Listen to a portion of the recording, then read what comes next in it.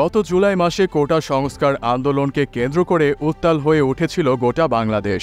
এবার এমন আন্দোলনের পূর্বাভাস পাওয়া যাচ্ছে ভারতে।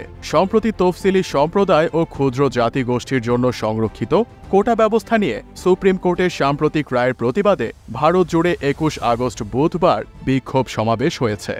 বিক্ষোভের অংশ হিসেবে রিজার্ভেশন বাঁচাও সংঘর্ষ কমিটির ডাকে গতকাল বিভিন্ন রাজ্যে পালিত হয়েছে ভারত বন্ধ কর্মসূচি। বিহারের রাজধানী পাটনায় গতকাল বিক্ষোভকারীদের ওপর চড়াও হয় পুলিশ।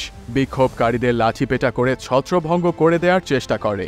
ভারত বন্ধ কর্মসূচি সফল করতে বুধবার রাজস্থানের বিকানের জেলায় তফসিলি সম্প্রদায় ও ক্ষুদ্র জাতিগোষ্ঠীর লোকজন ছোট ছোট দলে ভাগ হয়ে বিভিন্ন জায়গায় অবস্থান নেন। বিক্ষোভকারীদের মিছিল নিয়ে জেলা প্রশাসকের কার্যালয়ের সামনে অবস্থান নিতে দেখা যায়।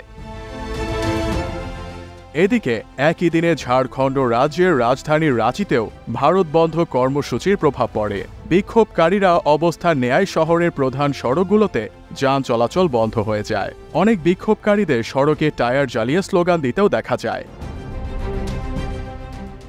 ভারত বন্ধ কর্মসূচিকে কেন্দ্র করে উত্তরপ্রদেশের নয়দাতেও গতকাল পুলিশের বিপুল সংখ্যক সদস্য মোতায়েন করা হয়। নয়দা পুলিশের যুগ্ম কমিশনার সাংবাদিকদের বলেন, কোনো ধরনের বিরূপ পরিস্থিতি মোকাবেলায় সড়কে সড়কে টহল বাড়ানো হয়েছে।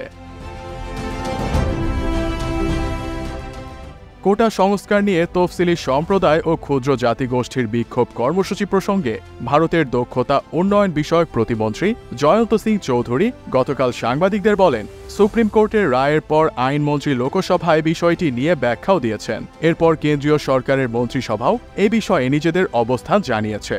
ফলে এখন বিষয়টি নিয়ে নতুন করে সিদ্ধান্ত নেয়ার মতো আর কিছুই নেই। ভারতের সুপ্রিম কোর্ট ১ আগস্ট দেয়া এক রায় বলেছেন, তফসিলি সম্প্রদায় ও ক্ষুদ্র জাতিগোষ্ঠীর যারা আর্থিকভাবে সচ্ছল তাদের কোটা সংরক্ষণ বাতিল করা হোক। অন্যদিকে যারা আর্থিকভাবে পিছিয়ে পড়া বা অসচ্ছল তাদের চিহ্নিত করে বাড়তি সুবিধা দেয়া হোক। প্রধান বিচারপতি DY চন্দ্রচূড়ের নেতৃত্বে সুপ্রিম কোর্টের ৭ বিচারপতির একটি বেঞ্চের ৬ বিচারপতি এর পক্ষে রায় দেন। বিক্ষোভকারীদের দাবি, কোটা ব্যবস্থা সবার জন্য রাখতে হবে, কোটা নিয়ে নতুন আইন করতে হবে।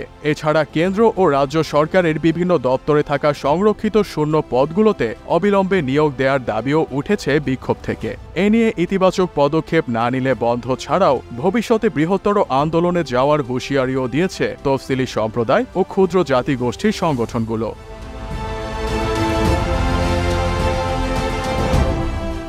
কোটা ব্যবস্থা নিয়ে ভারতের তফসিলি সম্প্রদায় ও ক্ষুদ্র জাতিগোষ্ঠীর মানুষেরা এমন সময় মাঠে নেমেছেন যখন পশ্চিমবঙ্গের কলকাতায় একজন চিকিৎসককে ধর্ষণ ও হত্যার ঘটনায় বিক্ষোভ উত্তাল ভারত।